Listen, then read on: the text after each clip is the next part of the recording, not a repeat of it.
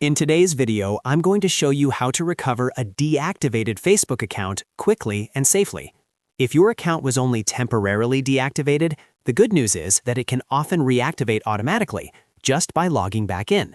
So if you've been locked out, don't worry, because I'll walk you through the simple steps you need to follow to get back into your account. If this tutorial helps you, make sure to hit the like button and subscribe for more easy tech guides just like this. Let's jump right in. First, open Facebook on your phone, tablet, or computer and go to the login screen. Here, you'll need to enter the email address or phone number linked to your Facebook account. Make sure you type it exactly as it was used on the account, because using the wrong email or number can prevent Facebook from recognizing your profile. Next, enter your password in the password field.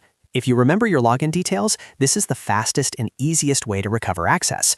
After you've entered both your email or phone number and password, click Login.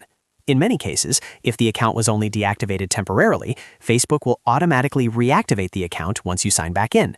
That means you may not need to fill out any extra forms or contact support at all.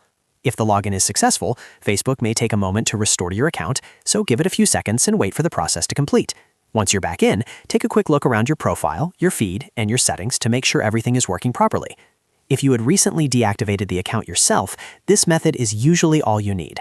But if you're having trouble logging in, double-check that your email or phone number is correct and make sure your password is entered properly. If needed, you can also use Facebook's password recovery options to reset your password before trying again. The key thing to remember is that a deactivated account is often not permanently gone. In many cases, simply signing in again is enough to bring it back. So if your Facebook account was deactivated temporarily, entering your login details and clicking Login can restore access right away. Once you're back in, I recommend reviewing your security settings, updating your password if necessary, and confirming that your recovery email and phone number are up to date. That way, if you ever run into this issue again, it'll be much easier to get back into your account.